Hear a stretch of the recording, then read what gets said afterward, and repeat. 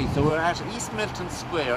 I brought my son down here today to tell him about the first railroad in the United States that was built in the year 1826.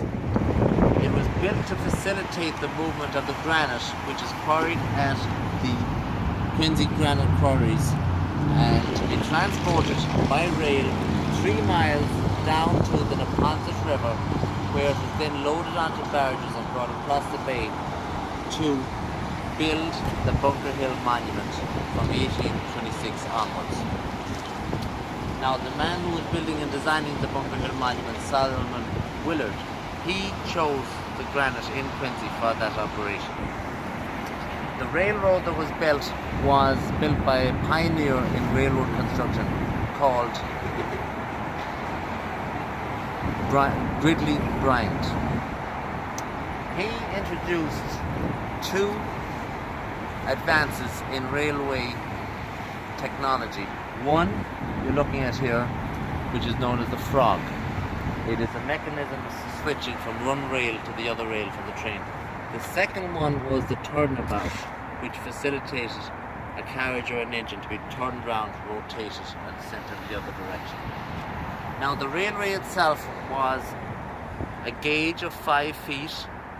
It was wooden rails with a top layering of iron on top of the rails.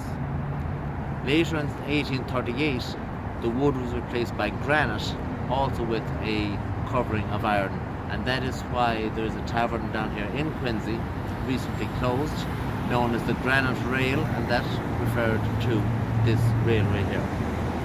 Now, this switch is of specific interest to me because it was exhibited at the World's Great Fair in Chicago, which took place in the year 1893, and my own great-grandfather is known to have attended the World's Fair in Chicago.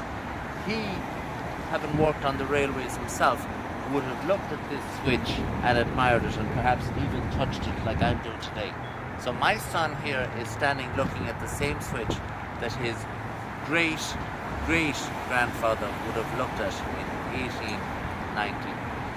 And that is the story of the, as I said, the oldest railroad in the United States.